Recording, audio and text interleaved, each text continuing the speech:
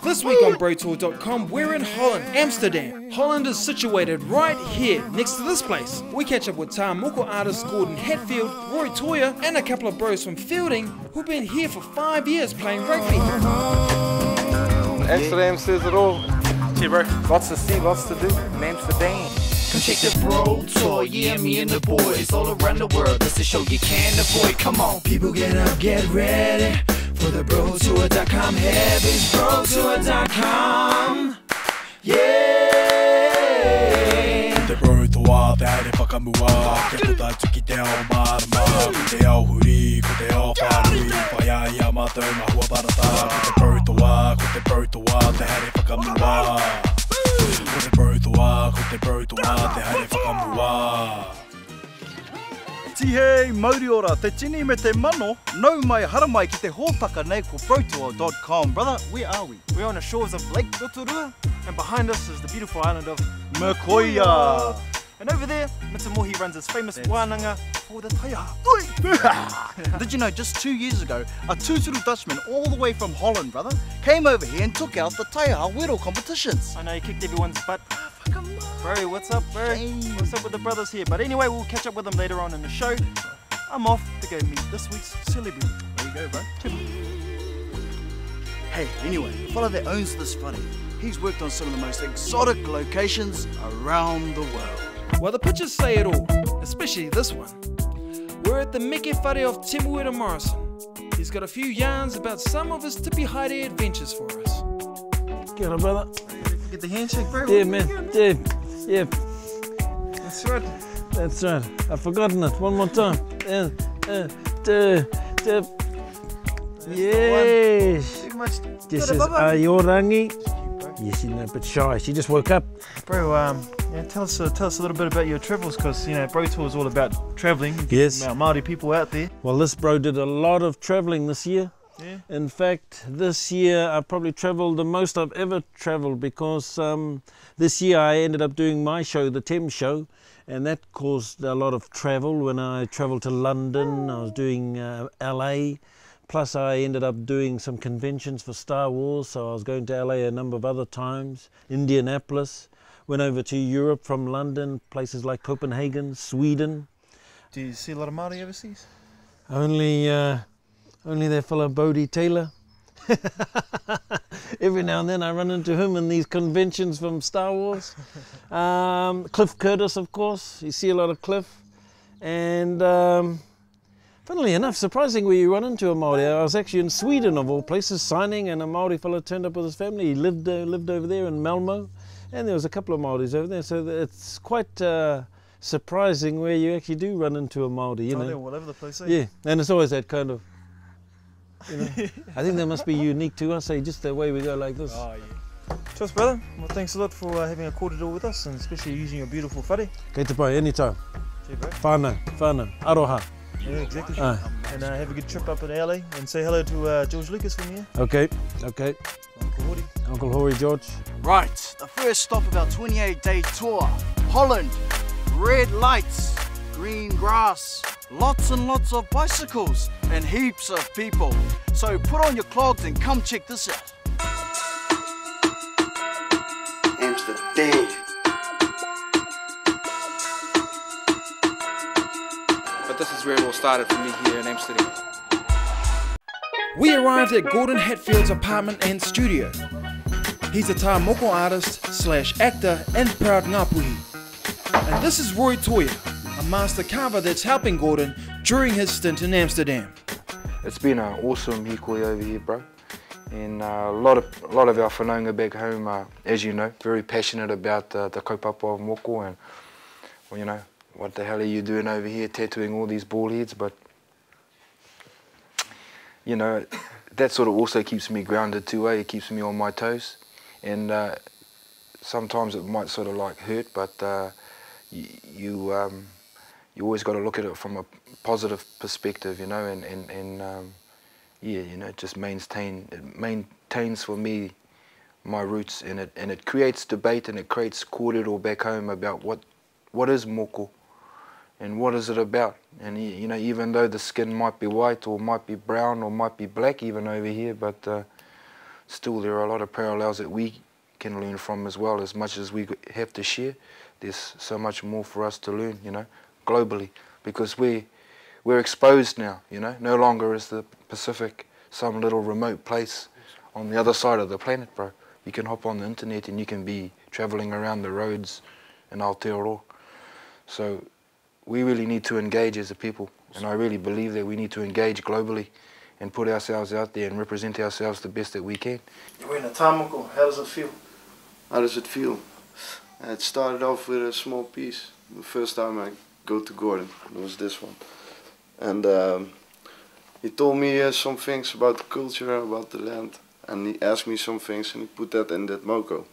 And he told me, I think you'll be back, you know. And this, the 8th time when I went back.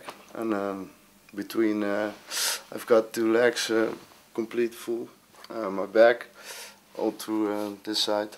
So yeah, I wear it with proud, you know. And I'm proud that I can be part of your culture. So yeah, it's not just a tattoo, you know. Doing the work over here is really, it's a lot more, sucks a lot more energy, bro. A lot of your mauri gets burnt up because, you know, you're really working so much more harder over here because the demand is much more greater. So I find bringing somebody from home helps me. And in this case, it's another respected colleague of mine. It's Roy Toya, who, yeah, bro, he's a tohunga in his own right, and a rangatira, also from Ngāpuhi too. And some months ago, he said to me, look, bro, I need a mate. And he's actually already explained why and how. And being in the situation that I am, having travelled a bit, for one, and having the background that I do have, I thought, yeah, it's a good idea, just to learn a bit more. You become more worldly. I respect cultures far more than what I did living in New Zealand and only knowing about the cultures through certain media like TV. You know, I don't see myself as just me being here. I see myself as a representative of my hapu, of my iwi, and indeed Māoridom, because, you know, when we make mistakes over here, or we make decisions over here, it has a profound way of making its way back home. If you look at the big bad world, I mean, us as Māori, just as Māori people in Aotearoa, shit, man, we're but a dot on a baby's ass. But yet, when we go out into the world, and not only, you know, even when we walk outside our door, we seem to be able to have this uncanny knack of having a great impact on whoever we meet. Māori, Pākehā, Chinese, whatever.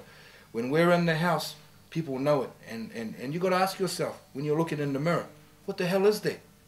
What is that thing that I have? You know? Because I look like a Moluccan. You know, these are the Indonesian people up here. You look like a Moluccan. But when you're walking down the street, people are looking at you. And what makes you different from the Moluccan brother, the Indonesian brothers? There's something about your waiter, there's something about your spirituality that makes you different. And what that is being Māori. Amsterdam, bro. Yeah. How are you coping with the lifestyle? Well, as they say, Amsterdam. Woo! I mean, God was dishing out some hell of a beauty, man, when he got stuck in Amsterdam. Every second woman is beautiful. So good, so fly, she's tied. One look gets me so high. Coming up after the break, Gordon takes us for a tour through the streets of Amsterdam. We check out some shops, the red light district. Basically, we get exposed to a whole lot of things you just never see back home. Lots to see, lots to do in Amsterdam.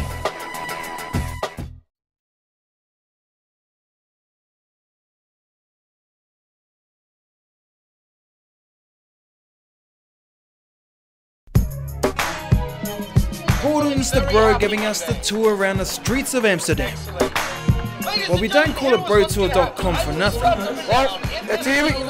This is what's known as the Dam. This is the main square in Amsterdam where we're at. As you can see, we've got street performers over here, and we just had a little bit of drama. Fella got hooked up in a straight jacket, you know those things that the psycho fellas wear? And some kid ran up on stage and just hit him. And now the cops are chasing him over there, they're going to chase him down. So, you know, there's always something to see in Amsterdam. The house behind us here is actually a good friend of mine. It belongs to the Queen. And this is one of her holiday batches. You know, like the ones up in Hokianga. Kia ora.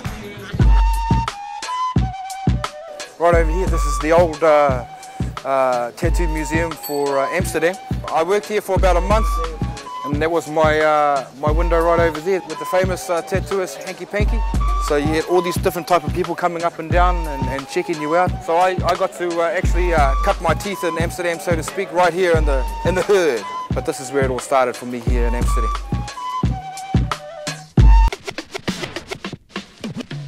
There's a certain smell in the air here in Amsterdam. And it's the smell of marijuana. And apparently in the cafes you can just go in there and buy marijuana. But it's not only here in Amsterdam, it's the whole of Holland.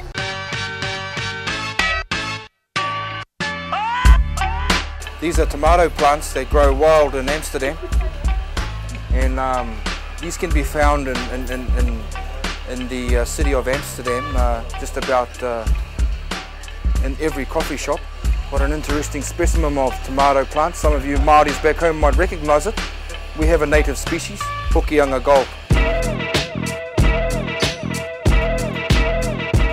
And over here, the tikanga is, the kaupapa is that the bikes have the right of way. So, man, when those cats come on their bicycles, they're coming at you pretty strong and hard. So you got to kind of watch out. Almost sometimes you get like whiplash just from walking across the road. Just over there, I'm going to take you guys down there and show you a little bit of the side of Amsterdam that I know that you're all waiting to see.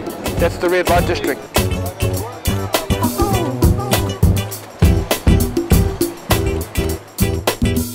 This is like 4:15 on a Sunday, I think it is. And look at all the people, man.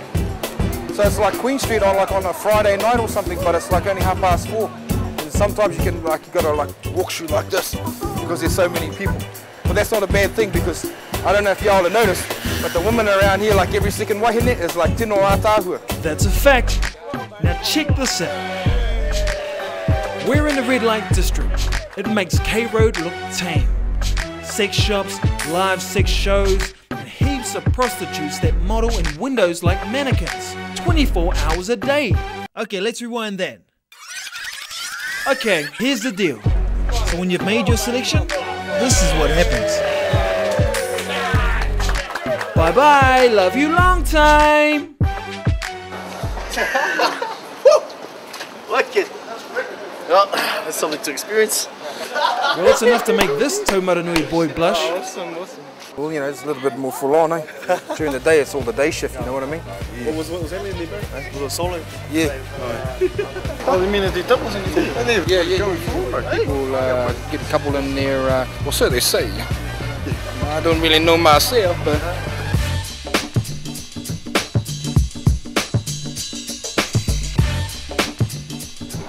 Yeah, I can tell you, bro. I'll tell you. This is heaven. It's the heaven. It's the heaven. So the street that we just come through, there was the Kolderstraat, but it's like maybe 1.5 miles long, and it's got all types of different shops, but it's really good shopping, and you can sometimes get a good bargain, depending on who you're talking to. So, lots to see, lots to do in Amsterdam. During your travels around the dam, you're bound to see a few out-of-it things, like this huge ure sticking out of the ground, and some crazy cats. Oh, dingoes. Oh, dingoes. No more weed for you, cuz. Awesome, bro. Holland, Amsterdam.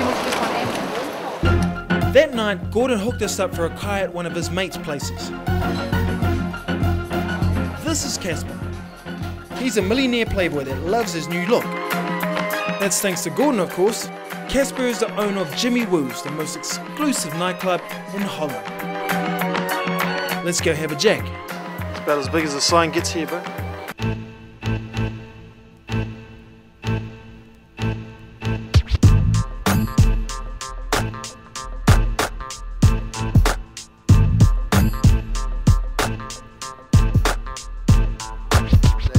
The table over there is from 1860.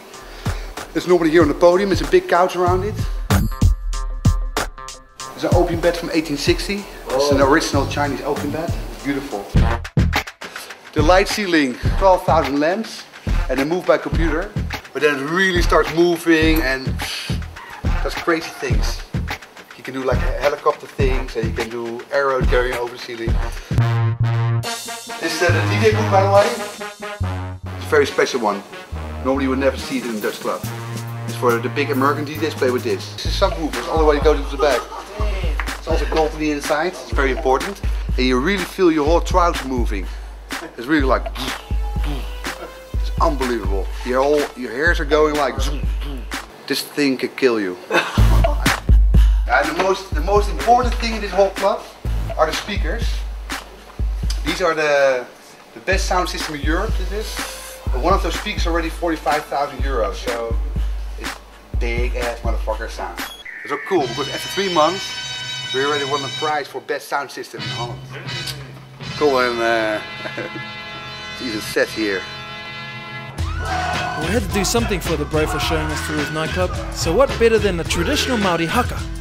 Thanks to Casper and Jimmy Woos, to Mickey.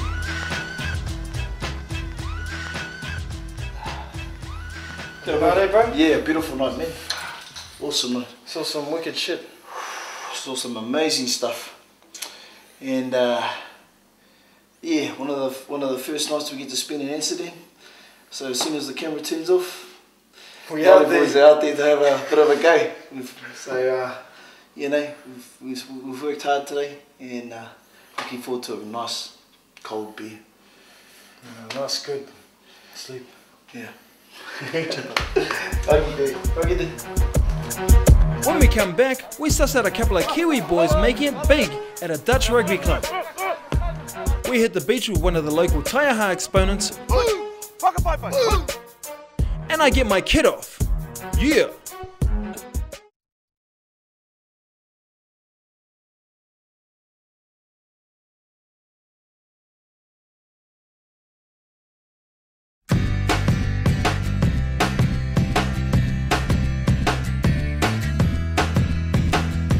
We're in Scheveningen, The Hague, 30 minutes out of Amsterdam. Now this is Peter, the Dutch dude who took out the taiaha competition on Makoya Island back home. So boys, catch us up later, eh? Just gonna cruise down the beach, bro. So don't work too hard. Yeah. Shady. Working. Oh, other boys are down there doing their drills. I thought I'd just come down the beach and go and check it out. Go meet a few people, have an ice cream, maybe have a beer or something like that, and just enjoy the sights, take it all in. Catch you soon. Hiu waka matau. Hiu waka maui. Fetero kitarangi. Kia ora, my brother. You got some mean styles there, brother. Yeah, Hey. thank you, good bro. Good. Awesome. So there's a bit of a Dutch style going on. Bit of a Dutch style, you know, bit of a Yeah. mixture. Bit Yeah. of a The Haag style, yeah. Oh, awesome. Yeah, rough than Haag. Bro, love it, bro, love it. So tell me, man, where did you pick the taiaha from, man? Back in Aotearoa on Makoya Island. Yeah, we were introduced there by Gordon Toy Hatfield. Yep. He introduced me on the island. He's a kayaker on the island, and yeah, he introduced me there. So I've been there now for 3 times. So yeah, that's where I learned this. That's great, bro. So what do you feel like, or what are your feelings when you pick up the rako, bro, when you do your mahi with the rako? Well, the only thing you feel is that you're one with the rako, eh? Your mind's empty. And you think of all my own tupuna, but of course at the Maori tupuna, you know? That you're just standing there and you've learned something and you want to do your best. You know? Yes. Just give it all, give it heaps. Awesome.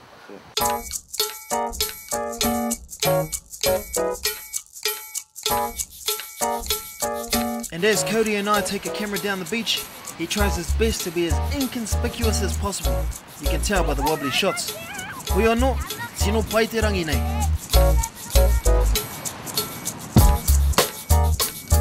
You know, nakedness is not a problem in this country. You know, I wish it was like that back home, man. I can imagine girls at the mount, guys at the mount. Well, not so much the guys, but the girls, definitely. And that's all good, you know. Beautiful, what a beautiful sight. Check this one out, behind me. Goodness crayfish.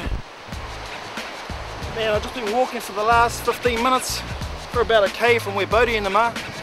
And wicked, man, what a sight, you know. That's massive here, man. I'm having an awesome time.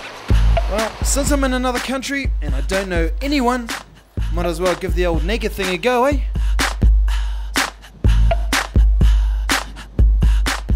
Been an experience down there. It's been a mean field. We nearly got beaten up by Did you play? by a couple of naked old fellas here. So we were filming this fella, bro, he was lying down like this. Bro, right in front of us and with all his glory, bro. Yeah. Real? Everything, bro. And I Oh, said, bro, man. get a shot of that, man. And then as soon as he got a shot of that, there's this couple of old fellas up the top there. Going, hey, don't go. But just by the tone of what they were saying, Yeah, bro, you I could just hear thought, it, eh? Bit of piss off. I want us to get the hell out of here. So what are we going to do now? Oh, me and Pete are going to do a bit of a nahi. So bro, see that, eh? Yep, we'll see. Hurry up, go and do your stuff.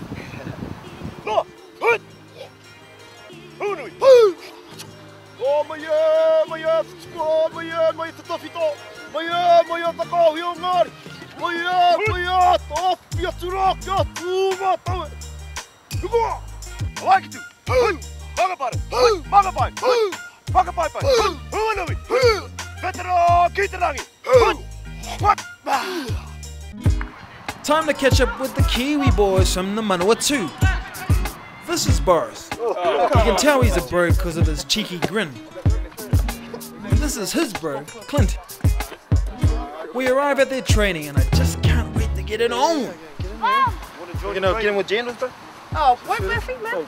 You'll be able to work. It's my Jan, bro. That's old stars, that's old school. Oh, wretched lineup. I'm judging them.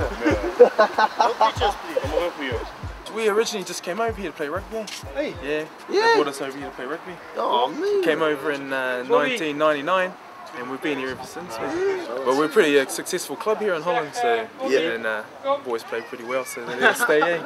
So bro, are you gonna come back home or what? Well, I haven't been home yet, eh? But I'm planning on coming home this Christmas. So for the first time, I thought I'll do my 5 years away from home first, see a bit of the world, and then go back home when I was ready. Eh? Haven't lost much of the... Not at all, bro. Can you do us a cheer, bro? Just want to see if the... Cheer. I get a few of the Dutch guys to do it as well, bro. Everybody knows the lingo over here now. So, bro, you must be like the man, bro. Coming from New Zealand, eh? Wow, rugby over here is crap, man, so. Look like superstars, bro. Especially if they bought you all the way around. Yeah, bro. Aye. Oh, too much, That's bro. good on you, man. Good on you, honestly. Too much. So where do you play, bro? What position? Play prop. Yep. Normally play hooker, but play prop over here. Good. The fellas are pretty big fellas, but little, man. I mean, weak hearts, bro. Got no power. Oh, yeah, that's it, bro. Yeah, bro. Hey, Clint, come over here, bro. Hey, bro. Got our colours on. Oh, this is Clint. That's the Clint. Nice to meet you. Cheers. Good, man. All right. What's your name? Cody. Cody. Come. Yeah, see what you fellas are getting up to. Well, that's a lot, ain't it? Bro, we're going out in Amsterdam tonight, bro. So what's give me some tips, bro? Stay away from the red light district. Oh, hey, that's Don't pay anything more than €50, eh? 20. For what, bro? I hand that over to Simon, you can say that, eh, man? I know nothing, man. Nothing at all. Nothing. What's the best way to come onto a Dutch woman? Oh, it just do the old Kiwi style, man. Yeah. Keep it real, eh? Yeah, bro. Keep it real. They love the accents anyway, man. Real? Yeah, bro. Oh, They love it, eh? Gotta talk more. Yeah, talk more. Stay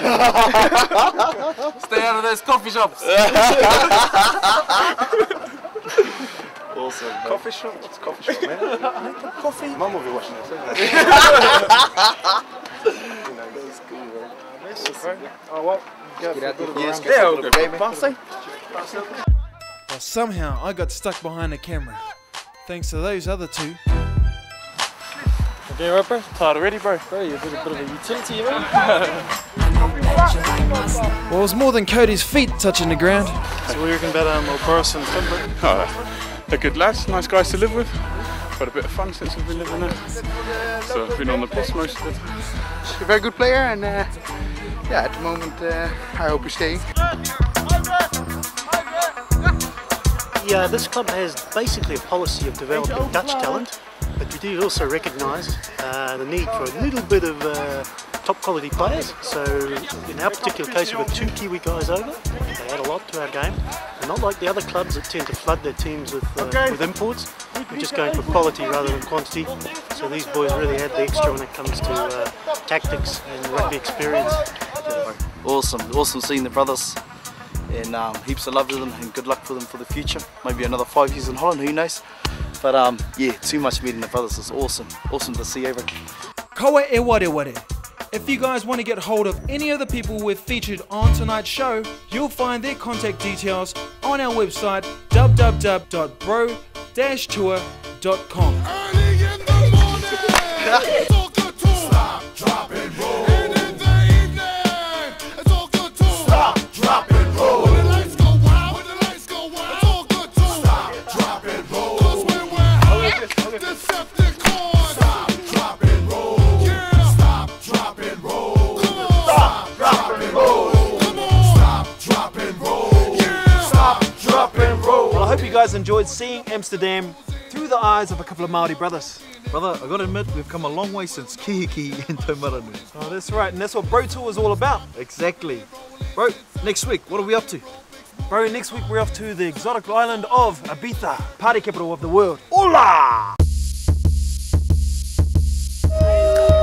Hello! Kore de koe, English? Ibiza, San Antonio, boy! From Ibiza. Brotour.com. Be there or be square. Ka tira, nei rā mau e tukumi ana ki a koe timura. Yeah, brother. Kia koutou mā e mātakitaki ana ki tēnei hōtaka ia wiki, a tērā wiki ka kitea. Ka kite! I haven't seen your fellas brochure.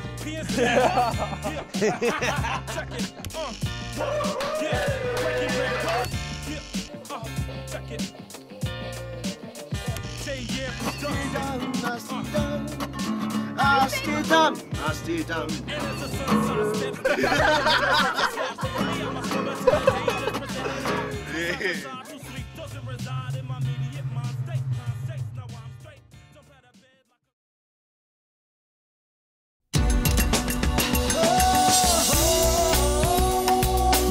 He mea tau toko na te manga. Hei pāho.